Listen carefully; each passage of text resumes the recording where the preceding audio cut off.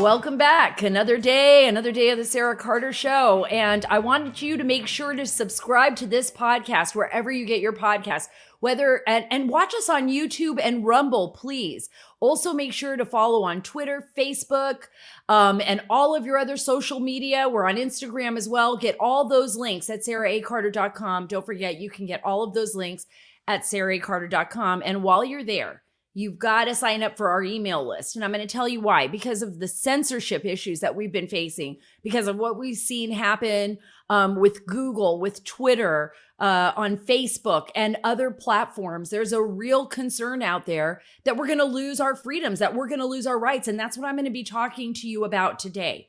It's this idea of domestic terrorism, right? This alleged group of domestic terrorists that they have not explained to us who they are yet in the United States, that somehow it reared its ugly head on January 6th, even though right now there was about only a group of 6 to 9 people that they're indicting for like rushing and instigating the attack on Capitol Hill.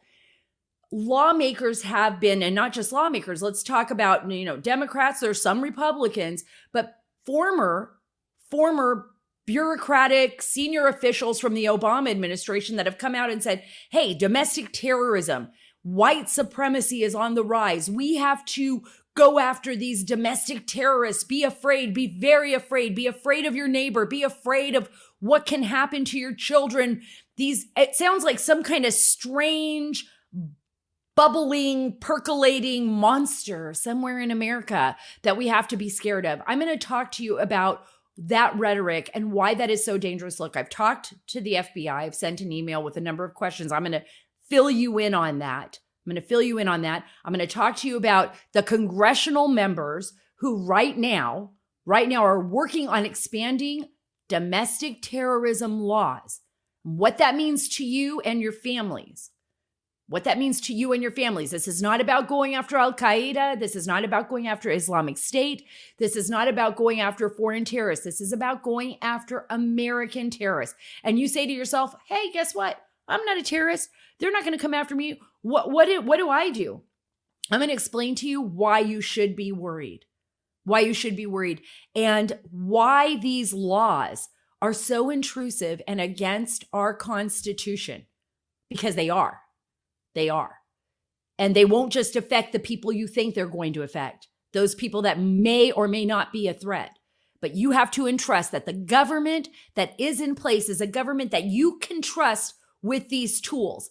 And let me tell you, folks, they are not trustworthy with these powerful tools. Neither the intelligence community nor law enforcement. Unfortunately, we saw what happened under the Obama administration.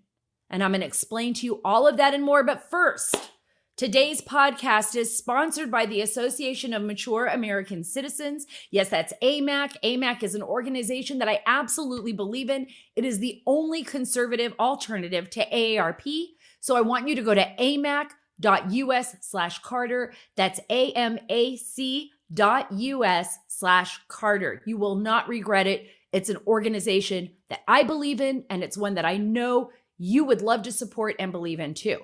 So let's get started. I want to talk to you a little bit about this idea of domestic terrorism. And just the word terror in itself in general is frightening, right? Because an act of terror, it's usually political. It comes out of nowhere. You could be with your family on a plane, right? We saw that, remember, September 11th. It was horrific. You could be sitting at a restaurant and a bomb goes off. You could be walking around the street and then a bomb goes off at a building, and it blows out and it takes all the people. We've seen this. We saw it with the Boston Marathon bombers, the Tsarnaev brothers. We've seen it with, overseas on airliners, even decades ago when the Pan Am flight was blown over Lockerbie, Scotland. It kind of resonates with us as this horrific thing that can happen. Another human being targeting innocent civilians, right? To make a political statement. And it's very, very scary. So when we hear this rhetoric that Americans, and I mean, it's rhetoric, and I'm going to tell you why it's rhetoric, because they haven't said, okay, this is the group that is causing the damage. Here are the people that we should be concerned about. They are saying that domestic terrorism, they being the government, these are lawmakers, especially after September 11th. Nancy Pelosi's been using this rhetoric. Chuck Schumer's been using the same rhetoric. Adam Schiff has been using this rhetoric. We've seen this rhetoric come out of President Biden's mouth as well, even during the inauguration. Rhetoric. Okay, that there's this domestic terrorism problem, that these domestic terrorists are associated with support for the Trump administration, and that somehow 74 plus million Americans are somehow connected to domestic terrorists. And by gosh, we have to stop it. We have to get in there and we have to stop these terrorists before they take our country and destroy our democracy. You guys, seriously, I want you to look around your neighborhood, your community, go to your church, if you even can go to church, because they've stopped so many people from going to church. Go to your grocery store, run into your friends there, look around and tell me if you are really that terrified of other Americans. Do you really believe that there are a bunch of Americans sitting around planning some kind of conspiracy to overthrow the government? They've built a fence 12 feet high with barbed wire. We've talked about this. We've talked about this on other podcasts. Around the Capitol building, miles and miles of fencing. We have National Guard troops still in Washington, D.C. on the Capitol, guarding the lawmakers from what? From what? I want you to really think about this. From what? We are told over and over again on social media, in the news, on MSNBC, CNN, wherever you're listening to, mostly the left media. And I'm not trying to be critical. I'm not trying to say, oh, the right's innocent of everything. No, not always. But from the left, saying that there's all of these right-wing crazy lunatics that are out there trying to target America, trying to take down your democracy. Oh my gosh. Does that sound like a conspiracy to you? A conspiracy theory? On the left. But why? So I wrote the FBI, and the FBI responded. But first, I want to tell you what I asked them. I asked the FBI, my first question was Bank of America. And you know what? Let me play the Tucker Carlson clip for you. Tucker Carlson broke this story on his show. It was his audio. And I want you to listen to this. And it's very, very important because I'm going to expand on it a little bit and I'm going to tell you why I did that. So here's Tucker Carlson when he broke the story that Bank of America was basically giving all of your private information for all those people that were here in Washington, D.C. on or around January 6th, basically turning it over to the Bureau. I want you to hear this clip. Are they hunting these extremists they keep telling us about, but will not describe? We now know part of the answer to that question. This show has obtained exclusively evidence that Bank of America, the second largest bank in the country with more than 60 million customers, is actively but secretly engaged in the hunt for extremists in cooperation with the government. Bank of America is, without the knowledge or the consent of its customers, sharing private information with federal law enforcement agencies. Bank of America effectively is acting as an intelligence agency, but they're not telling you about it. In the days after the January 6th riot at the Capitol, Bank of America went through its own customers' financial and transaction records, a lot of them. Now, these were the private records of Americans who had committed no crime. People who, as far as we know, had absolutely nothing to do with what happened at the Capitol on January 6th. But at the request of federal investigators, Bank of America searched its databases looking for people who fit a specific profile. And Bank of America turned over all of your private documentation, whoever was there. By the way, I was there. I was there in the morning. I don't bank with Bank of America. My question. Was Bank of America the only bank? I want you to think about that. Bank of America was not the only bank. I know that from sources. Now, I don't have the other information on what the other banks were yet. I did send a very extensive and detailed email to the FBI to see if they would answer any of our questions, because guess what, FBI Bureau, I mean, as much as I think amazing, you've done amazing work in saving people's lives and, hunting down real terrorists. I have seen the Bureau weaponized by a political party over the last 4 years that is unheard of. And this is just part of that weaponization. This is just part of that weaponization. I'm going to explain to you why. I asked the FBI, first question, was Bank of America the only bank the FBI obtained information from? If not, what other banking institutions assisted the FBI with this investigation? Second question, did the FBI request any other information from businesses connected to their ongoing investigation? For example, did the FBI obtain video surveillance from Airbnb customers or any citywide surveillance footage associated with any businesses or people? Moreover, did any of the banking institutions contacted by the FBI refuse at any point to turn over information on their customers? Like, I'm wondering, so if Bank of America did you contact Wells Fargo, right? And did they say, no, we're not going to give that to you, get a warrant? Get a warrant. You want to collect information on our customers? Get a warrant. If there's any banking institutions out there that did that, please, please, please contact SaraCarter.com and let me know. Anybody else out there? If the FBI contacted you and wanted Airbnb footage, if the FBI contacted you and wanted your business camera footage or video surveillance footage outside of your businesses, let me know. I want to know how far the investigation went. Also, did the FBI obtain any warrants to conduct these seemingly intrusive investigations? If so, FBI, how did you determine what and who you would be collecting on? Did you use surveillance footage to determine who was in the crowds, where they were needed, and what was needed to be investigated? If so, were there any other methods in place? For example, did you, FBI, cast out a large net in an effort to determine who may have crossed the line on January 6th? From rally-goer to rioter or insurrectionist? How'd you do it? Did the FBI employ the same investigative techniques and request the same information from banking institutions during the riots that led to the fire at St. John's Episcopal Church across from the White House in June 2020? That's an interesting question, isn't it? Did you? They won't answer me. Did the FBI open up a domestic terrorist investigation when people allegedly associated with BLM, that's Black Lives Matter organization, along with others connected to Antifa and other left-wing organizations, rioted and clashed with police and Secret Service outside the White House during the month of June? If so, how many banking institutions provided the FBI with information on their customers during that incident? Do you think they did? I don't think so. Also, did the FBI request cellular data on protesters, as was done on January 6, 2021? What about Portland, Oregon, guys? Riots also erupted and held the city hostage. Businesses were shuttered, looted, and burned. That was June 2020. Did the FBI employ the same tactics of investigation in Portland to determine who pillaged the city? And did the FBI investigators collect data from the banking institutions to monitor the activities of people in the area of Portland on or around about the time of the riots? Did they? Or was it just this rally with President Trump?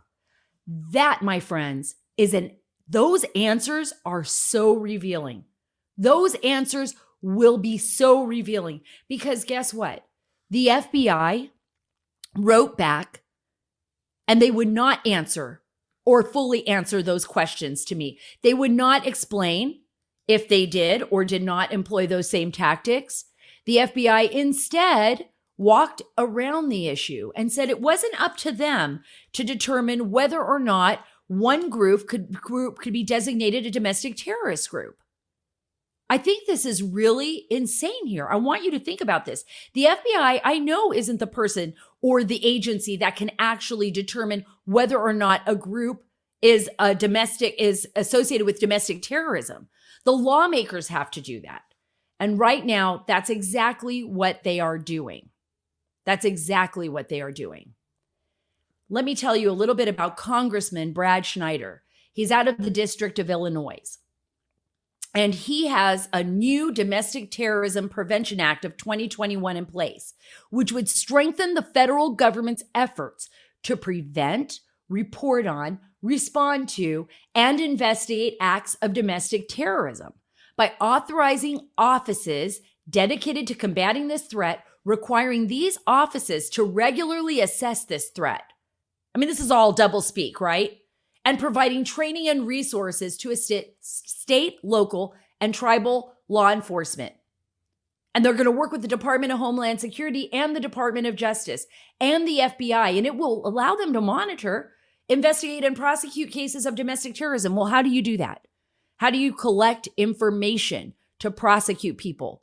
Well, you got to spy on them, guys. You got to listen to their phone conversations. You got to employ the assets of the intelligence community. Are they saying that now they don't even have to you don't even need to get a basic warrant?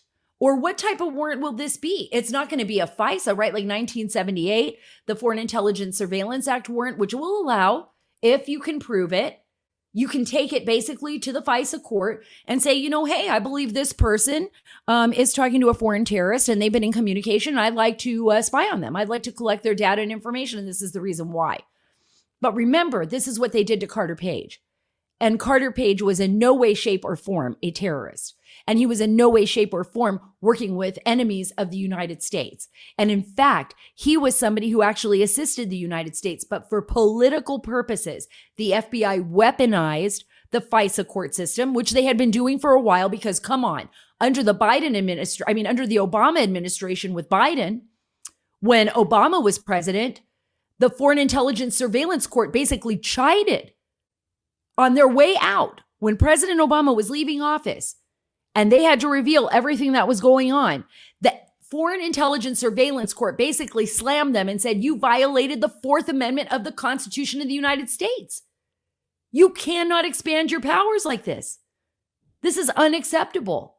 But guess what? It's like a two-tiered justice system. Nobody ever gets punished. And that wasn't it. Remember, the next 4 years during President Trump's presidency, story after story, we were breaking a lot of them. I was breaking a lot of them, coming out about how the government was spying on Americans. It's totally unacceptable. They were spying on Carter Page. They were spying on other people connected to Trump. And what about I would always say to everyone, what about you and me? What about just regular people? And now look, I was right. Look at what happened on January 6th. There were more good people than bad. The people that rushed into the Capitol, that destroyed property, they were terrible human beings for doing that. It was absolutely wrong. They shouldn't have done that. They rioted. It was totally out of hand. We do not accept that. That is not acceptable. I get that. But also there was an Air Force veteran, a young woman who lost her life. No one's even talking about that, right? Air Force veteran lost her life, 14 years. 14 years of her life with the Air Force, goes in, no weapon on her, nothing, gets killed. We had officers, Capitol Hill police officers, one who lost his life, the others, people trampled, other people injured. And I'm not saying that that's even acceptable. What I am saying to you is that the government used that as an excuse to expand its ability and its powers over you, right? To trample on your Fourth Amendment rights, because there were so many people there on or around the January 6th date that were just regular, everyday Americans. The FBI shouldn't be going in and asking, or the U.S. Department of Treasury, for all of your information. So here is what the FBI said to me, and I have the exact quote. I want to make sure that I read it to you so that I am fair, that I read the entire statement, right? This is what the FBI responded to my questions. The FBI conducts investigations into violations of federal law, regardless of who the actors are or their motivations, using our existing legal authorities. Our focus is on individuals who engage in illegal activity. We do not focus on group membership or ideology. The FBI does not and cannot designate domestic terrorist groups. I never asked them if they could designate someone a domestic terrorist group. I asked the FBI if they were investigating groups that they believed to be domestic terrorists. I guess they didn't even bother. They just did a large sweep, right? They just put everybody under the same umbrella, kind of swept them all in and just shook it out and see what fell out of the shake, right? I mean, oh, okay, I got a couple of guys here that look pretty bad. And at the same time, they were collecting all the data of all the Americans that were there, where they ate, who they talked with, whether they withdrew money from the ATM, how close they were to the Capitol building, how far away they were from the Capitol. The FBI added that the FBI can never initiate an investigation based solely on an individual's race, ethnicity, national origin, religion, or the exercise of First Amendment rights. They said that. They didn't say anything about politics in here. Maybe they forgot that one. Maybe they think that's First Amendment rights. Maybe that political idea just fell right in there. I don't think so. I think what they're saying is we're going to investigate people based on their political ideology, right? As long as you don't cross whatever line they don't want you to cross. And then they said for any other questions as to any other banks that we may have collected data on, go ahead and contact the Treasury Department. Thanks a lot, Sara. See you next week. We're not going to deal with that. That's what they said. Basically, just, contact the Treasury Department. But then we go back to Brad Schneider and we see that he wants to expand all of these laws, right? There are already a ton of laws in place. Think about the Patriot Act and what happened there and how that trampled on our rights. And now we're going to expand it even further? What are we going to do here? Who is going to fall underneath this scope? And I want you to think what I just said earlier. All you have is your own faith that your government will never cross that line. We always think, oh, well, we're America. It's never going to happen here. Well, it did. It did happen here. It happened here over and over again during the Trump administration. Well, this is America. They're never going to violate our freedoms. We have a constitution. Yeah, but only if they believe in the Constitution and only if they're held accountable, that being the government. I want to play this audio. This is FBI Director Wray, his September testimony. Now, in recent months, we've witnessed protests in various places around the country, and many members of Congress have raised a variety of questions about those protests. And although the majority of protesters have been peaceful, we have opened investigations on individuals involved in criminal activity at these protests, some of whom adhere to violent extremist agendas designed to sow discord and upheaval. Now, let me be clear. We do not investigate groups or individuals based on ideology or on the exercise of First Amendment protected activity alone. But when the ideology leads someone to commit criminal acts and pursue violence, the FBI will not hesitate to take appropriate action. That's why we've been working closely with our federal, state, and local partners to ensure the safety of our citizens, including, I should add, the safety of all those trying to exercise their First Amendment rights peacefully. We in law enforcement must keep our communities safe and secure while safeguarding our citizens' constitutional rights and civil liberties. And as I've said before, one need not and must not come at the expense of the other. Yeah, that was September 2020. That is not the same attitude that they had here at the on Capitol Hill, January 6th. I want you to hear Ayanna Pressley here defending Antifa's attacks during that summer. Listen to this. We have seen with movements, they will try to co-opt it and undermine it and sanitize it and whitewash it. But the Black Lives Matter activists that are today called Antifa were in the 1960s being called communists, okay? They were just as disruptive and agitating the status quo and just as impatient.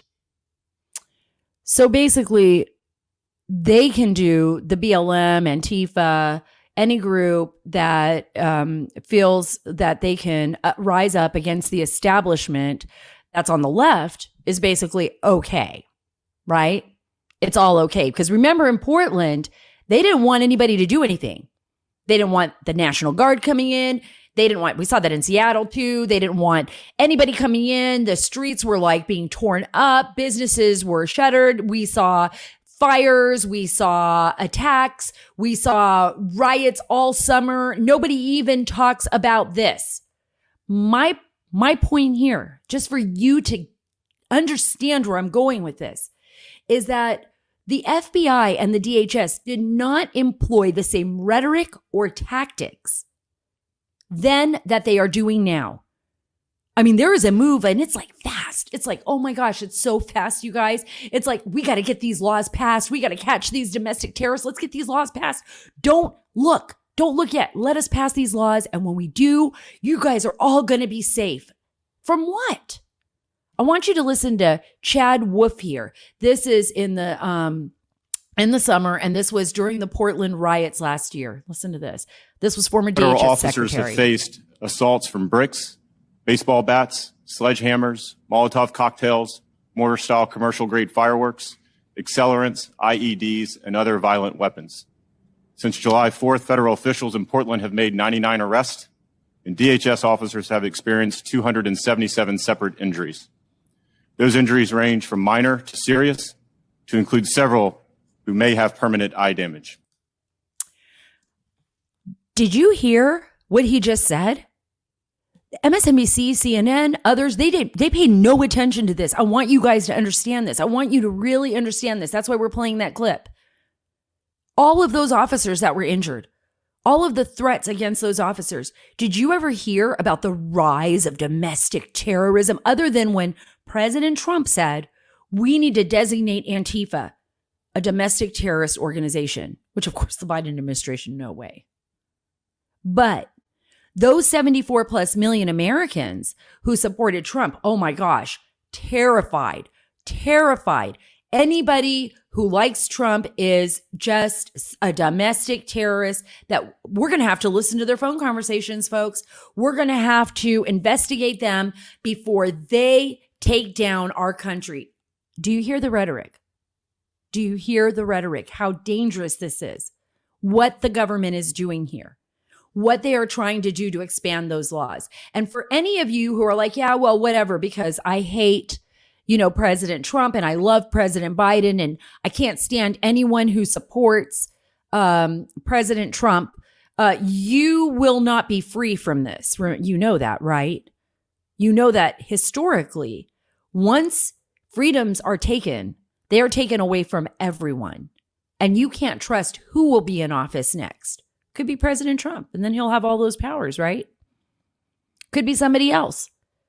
We're just entrusting that these things are all going to play out, that you would really have to believe that the government loves you so much and cares so much about you. And that's why they have all these expansive powers, that you just be willing to turn over your family, your life, your privacy, your movements on the internet, your movements outside in public, your tracking devices, just watch over me, government, because gosh, you're amazing. I love you. I want you to babysit me and take care of me. That is not America, folks. And that is not the way we think. And you know, and I know that this could be extraordinarily dangerous, that this can be a big problem for our country. So we have to ask these questions. We have to say, what are you doing? What's going on here? What are these powers that you're expanding on? And we need the government to pay attention. And I'm telling you this, there are people in the government right now carefully paying attention to this. They are looking at this, and there will be investigations, folks. These laws will not just pass and be allowed to pass without people actually asking and looking into this. I know, because I'm talking to folks on Capitol Hill. I'm speaking to people that are very concerned, even people within the intelligence community that are like, hey, man, no way. Do not give the government this power over the American people. These tools are meant to solely go after foreign threats to this country. And if there is a threat here in our nation that is in contact with a foreign threat, yes, we will take care of that. And yes, if there is evidence, if there are people here, even Americans, that are a threat to our government, of course the FBI is going to do its job. But we do not want to see those powers expand into our intelligence apparatus and overwhelm our system to the point where we are literally spying on each other and spying on Americans. That is very, very dangerous. Very dangerous. Before I leave this subject, I want to play a quick clip about how Biden, okay, this is Vice President Joe Biden, 2007. This is a flashback moment. He's with David Letterman, and he's actually admitting that he was arrested, apparently, allegedly, because remember, he makes a lot of stuff up. Remember that arrest in South Africa we've never been able to prove? He likes to be arrested. Apparently, this is a fantasy of his, being arrested for protesting or something. So, but he said he was arrested back when he was a young man on Capitol Hill because he crossed the line. Listen to this. What's that like walking into the great Senate chamber at 29 years old? I walked in when I was 21 and I got arrested. It was a Saturday. I was down visiting some friends at Georgetown University. And I came up on a Saturday morning because I was fascinated with the Senate. And they had a Saturday session. I walked up those days, no guards stopping you everywhere. And they just got out of session. I walked in the back. All of a sudden, I found myself in the chamber and I was stunned. I walked up, sat down, the presiding officer's seat. Guy grabbed me by the shoulder, said, "You're under arrest." Guy grabbed me by the shoulders and said, "You're under arrest." Oh my gosh. Desecration. What are we going to do? Good thing he wasn't wearing horns on his head. Huh? How about that? That would have been a great picture. What I'm talking about is we have to use common sense, folks. We can't just buy into this rhetoric. We can't believe that we are going to be this, that we have Americans all across this country that are some kind of great direct threat. We are not. What is a threat is what's happening down at the border. And I'm going to take you there just really quickly before I move on, because we have to pay attention to this. Right now, we have hundreds of migrants. They're crowding at the border in Tijuana. I mean, that's where I covered a lot of my stories in the beginning. Remember, I told you it started in California along the Tijuana border, the estuary, moved my way up as a young reporter all the way across the border through Arizona, through Texas. I was in New Mexico. I went all the way up to Matamoros, Texas, covering that roughly 2,000-mile border with the United States and reporting on all the national security issues that we have there and all of the threats both to the people on the other side of the border and to our side of the border. We have hundreds of migrants right now in Tijuana, literally lining up at the border. They're lining up at the borders. They started Monday. In Tijuana, they're ready to come in. Because why? Because President Biden is promising them that they will have a job here, that they will get amnesty. That's what they're hearing. That's what they're thinking. They're thinking, holy cow, this Biden administration is awesome. It's so great. We've got it back. And remember what I've said on my podcast before. This is not just this is not just about how Biden is saying it. It's about how the drug cartels and the human traffickers are saying it when they're overseas. They're saying, come on in. Do you see this administration? They want you. They want you to come to America. And they are setting it up so that they can come. Basically on media, on social media, on television, as in Honduras and in El Salvador. There's a lot of talk about how the Biden administration is welcoming people. And even if you're illegal, they are going to find a way to do it. And this one story from the Wall Street Journal, it's a great story. There's this comment in there and it says hundreds of men, women, and children of all nationalities live in these tunnels. These are the tunnels and campsites. I originally first found some of these that had never been found before when I was a young reporter, probably around 2006, 2005. And that was in the Tijuana estuary near the ocean in San Diego. And if you go to the other side of the border, so you don't cross illegally, you go through the actual border crossing. And I would drive up along the highway into Rosarita and then come down into what they call the colonias. These are these makeshift villages along the border that are pretty incredible. The homes are dilapidated, sometimes up on a hillside. I wonder, oh my gosh, when is this thing going to fall down or collapse on itself? It's really sad. It's impoverished. And the people that live there are just living with the hope of getting across. In some areas that I actually traveled to, there were large like dump sites where people actually lived in the dumps. And I would go there and the children would be picking through the rubbish, looking for plastics, looking for glass. Really tragic situation there when you think of the poverty levels. So very, very desperate people that have maybe traveled from Central America are just looking to find a way to get across. And now it's piling up again, right? Now we're seeing all these women and children, all kinds of nationalities, people from China. I've seen that. You don't believe me? Talk to Border Patrol. People from China have been there. They have tried to cross across. People from Pakistan, people from Iraq.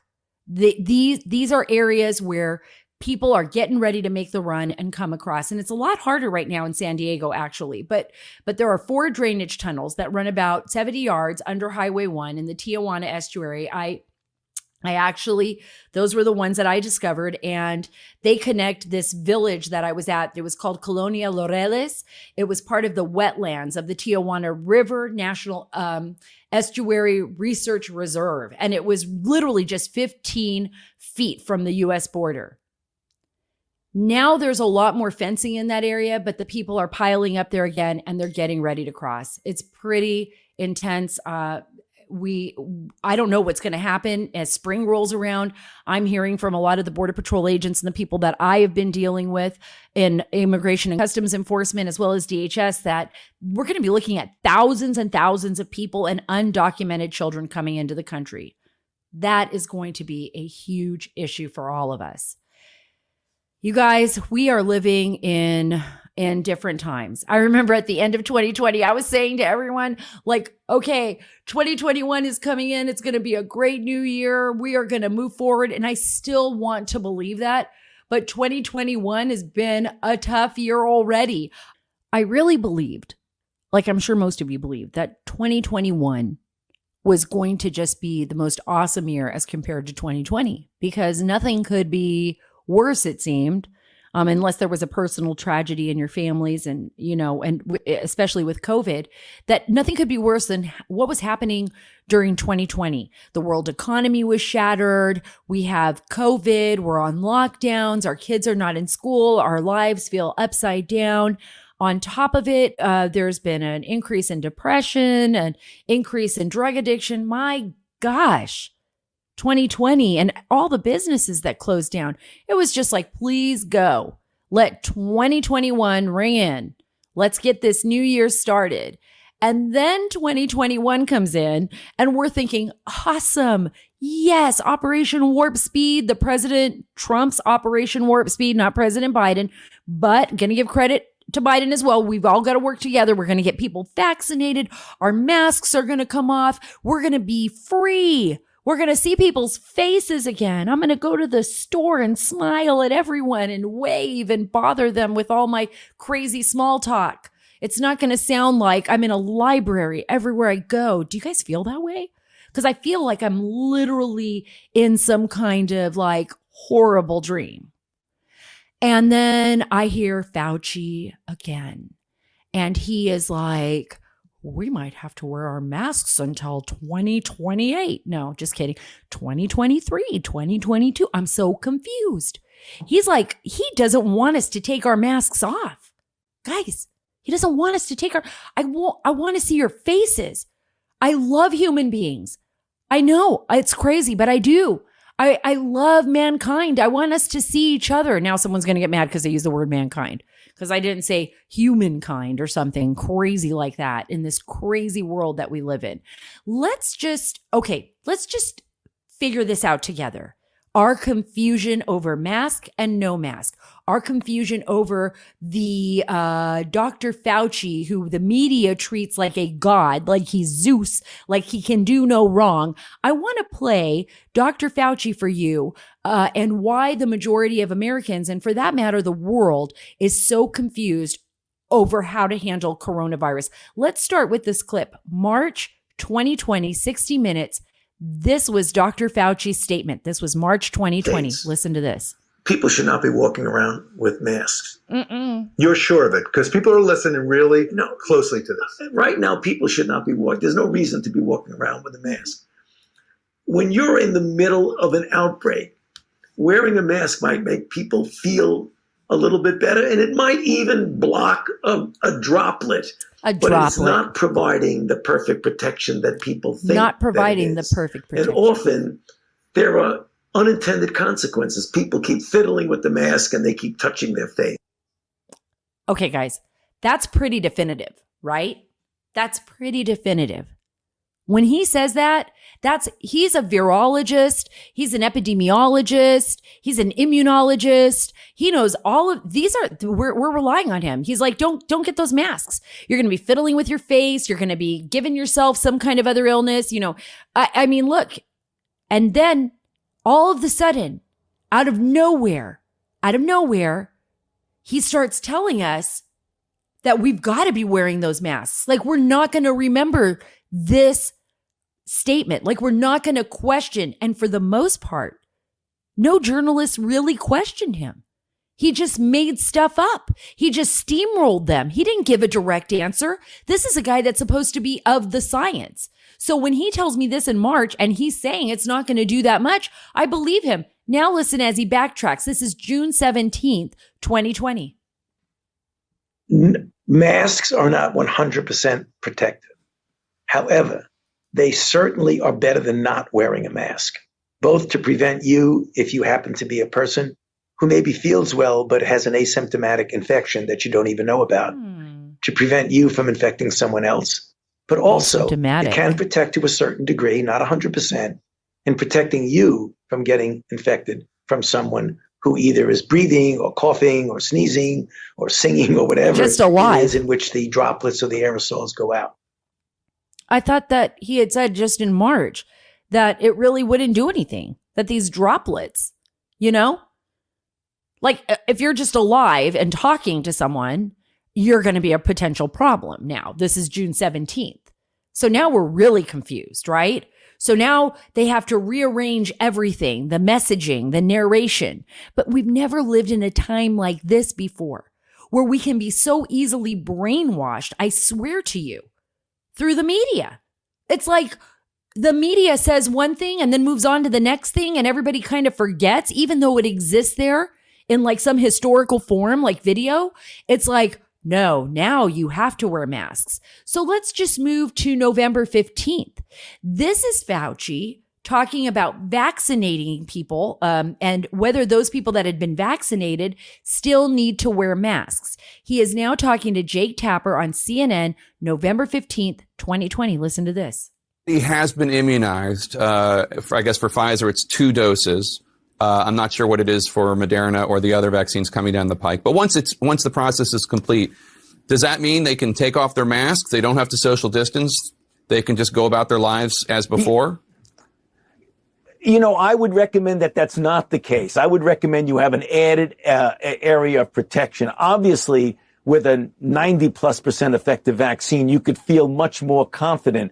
But I would recommend to people to not abandon all public health measures just because you've been vaccinated, because even though for the general population, it might be 90 to 95% effective, you don't necessarily know for you how effective it is.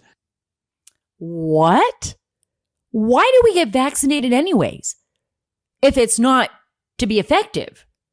I want to tell you guys, I traveled throughout the Middle East as a child in a time when there were so many diseases. And I still remember going with my mom. I must have been like 5.5 because I got to Saudi Arabia when I was 6, and I had to go to the doctor, and I had all these vaccinations they had to give me. And I ran in the clinic and I was a skinny kid. I hid between some filing cabinets. They could not find me for a few hours because I was like, I am not getting those shots. That ain't happening.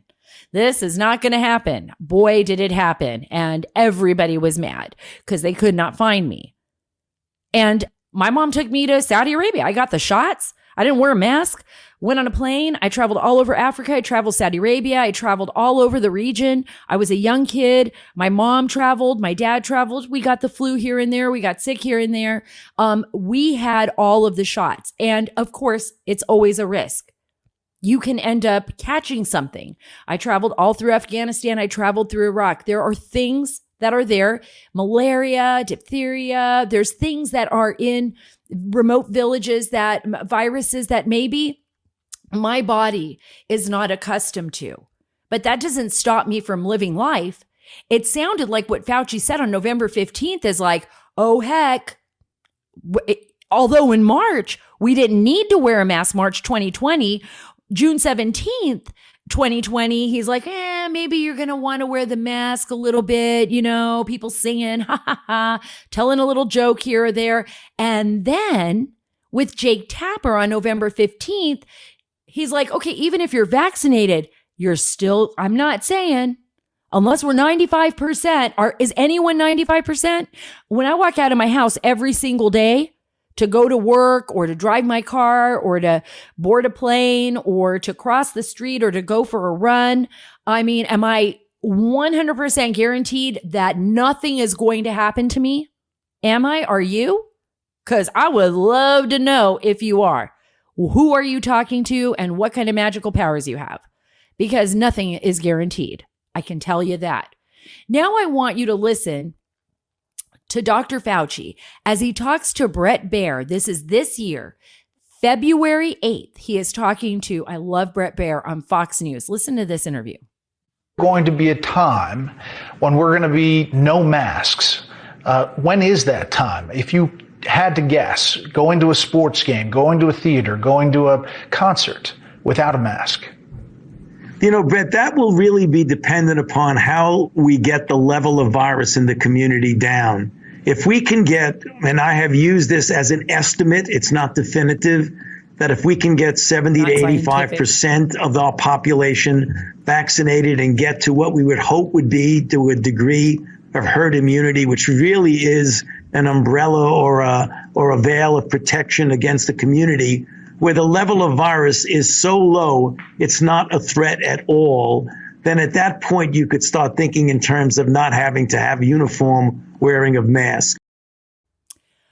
Oh gosh, that changes everything. Not a threat at all.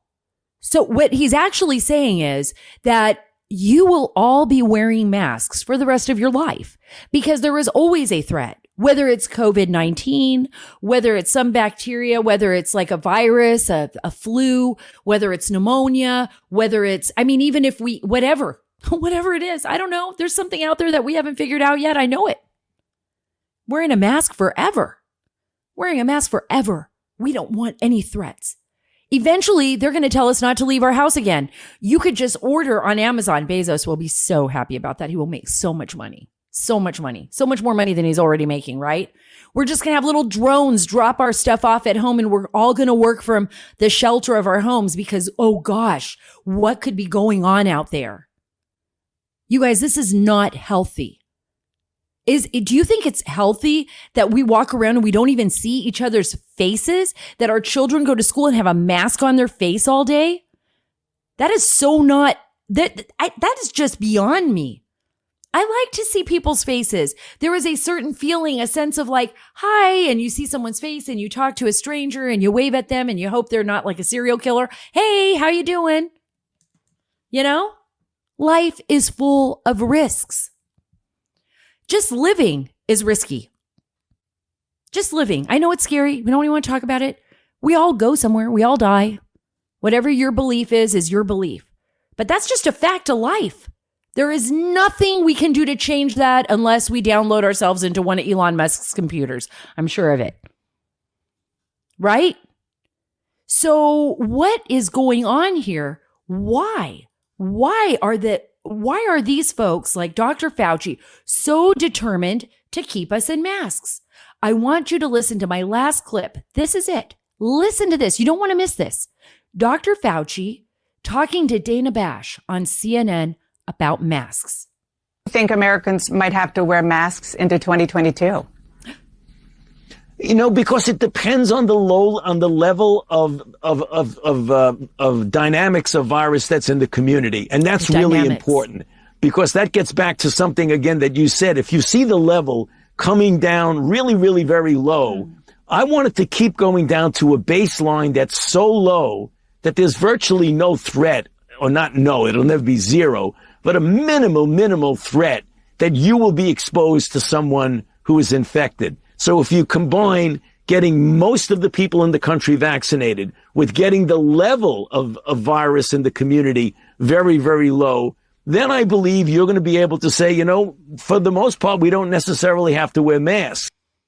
What? I don't even know what this guy's talking about. I mean, how is this guy in charge? How is he even in charge? Right? How is this man in charge of American policy on mask wearing? Did you ever think we would come to this time? I feel terrible for people that are affected by COVID-19. Don't get me wrong. Don't get me wrong. But we are seeing some kind of overreach into our own ability, our own liberties, our own civil liberties that we have never seen in this country before. And don't come at me with, oh, masks save lives. Okay, then just wear masks forever. You can make that choice for yourself. I'm totally fine. If you want to cover your face for the rest of your life, cover your face. But I had COVID. My daughter had COVID. My husband had COVID. Thankfully, it was not what other people have experienced. I've had the flu, and thankfully, it was not what some people that I have known have experienced. I've known people who have literally died from the flu, not from COVID, right? Thankfully not. But I am pretty much, according to my doctor, I can't give it or receive it right now. I can't give or receive COVID right now. So why am I forced to wear a mask? And someone told me it was to make other people feel better. Whoa, stop the bus right there. So now you're passing policy on making other people feel better. So it's kind of like virtue signaling, right? Like I'm just going to be like, oh, okay, I'm going to make you feel better. So where does that stop? Where does that stop? When does it stop? You need to think about that because it's going to affect you in your future and in your life and in the future of the lives of your children and of our nation. We should not be doing that to just make other people feel better unless it's a choice we want to make for ourselves. Look, this is America. You want to walk around with a mask all day on your face? Go right at it. Have at it. Have at it. But don't shut down my business. Don't shut down my schools. Don't shut down the theaters. Don't shut down my life because you want me to virtue signal to people that are too scared to walk out of the house without a mask. When there's a vaccine, and when there is herd immunity. Because since the beginning of mankind, since the very moment we either showed up here, for those of you who are religious, as Adam and Eve or whatever religion you believe, or we stood up on two legs, there have been viruses. And they will exist until the end of time. And there is nothing, unfortunately, other than modern science right now to help us get through it all. But let's use our common sense, folks. Let's use our common sense. Here's a story that I'm going to end with because we cannot leave the poor bean dad alone. I know you're saying, what? Bean dad? Who's the bean dad? Remember the guy, John Roderick, who he got the nickname Bean Dad because of his tweets about, making his 9-year-old daughter figure out how to use a can opener if she wanted to eat the beans. He wanted her to learn how to use a can and wanted her to, be independent. It came across all wrong. Obviously, Bean Dad became his nickname and not in a good way. People thought that he was abusing his child, that she was starving to death somehow because she couldn't open the can of beans with a can opener. So the thread apparently went viral. All these people, and this is again, the society that we have created now for ourselves, right? This crazy, virtue signaling society. Child Protective Services was contacted by a number of people that were freaking out on the internet and on social media about Bean Dad. He's not letting his kid eat and they're starving them to death. And so people showed up. CPS showed up at his house, Child Protective Services. And he talked about it on his podcast, Roderick on the Line, his weekly podcast with Merlin Mann. And he said 12 people reported him to CPS and they were obligated to come and interview his family and they interrogated his daughter. Can you believe that? His 9-year-old daughter was being interrogated by a CPS, a Child Protective Services person. Do you love your dad? Is your dad good to you? Did your dad give you beans for dinner or not? Did you ever, I can imagine these questions, but the guys, CPS is doing their job, right? CBS, that's the news. CPS, Child Protective Services, is doing their job. But all of these people felt the need felt the need to call Child Protective Services because they were so concerned.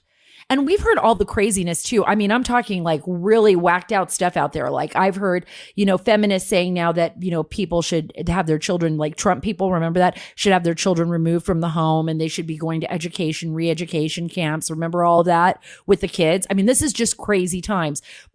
Listen to what he says before I let you go. This is so great. Apparently, one investigator spoke to Roderick's daughter for about an hour.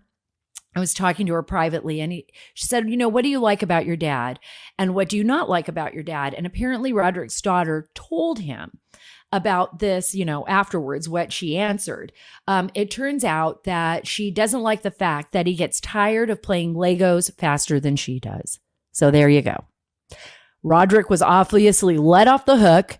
He will no longer be posting anything about can openers or beans or feeding his kids. At least I think he's learned his lesson that the virtue signaling society will report on him. Remember this, folks, people could be watching you anywhere now. It's like we don't even have to be communist Cuba. We don't even have to be, living in the old Soviet days. We just live in a cancel culture, some kind of weird evolution that we have created with this generation of young people that feel like they need to tell everybody how to live their life, what to do with their life, and babysit them. I hope we don't continue down this very dangerous path because this will literally transform America. It will transform the Constitution. It'll basically make the Constitution null and void in the end, and we will have a completely, completely different society. And on that really happy note, this has been the Sara Carter Show. Thank you so much for spending time with me. Remember, you can get all of my social media links, yes, all the ones that we will be censored on at saracarter.com. Don't forget to go to saracarter.com. If you want to see this video on video, YouTube, or go to Rumble. Rumble's awesome. We're posting all of our stuff on Rumble. They will not censor us. YouTube has censored us in the past. Again, remember, this is America. We love it. We defend it. This is the reason why I'm doing this podcast, and it is the reason why every day I feel blessed to talk to you. Thank you so much for being a part of the show, and remember, this is where we're taking the story back.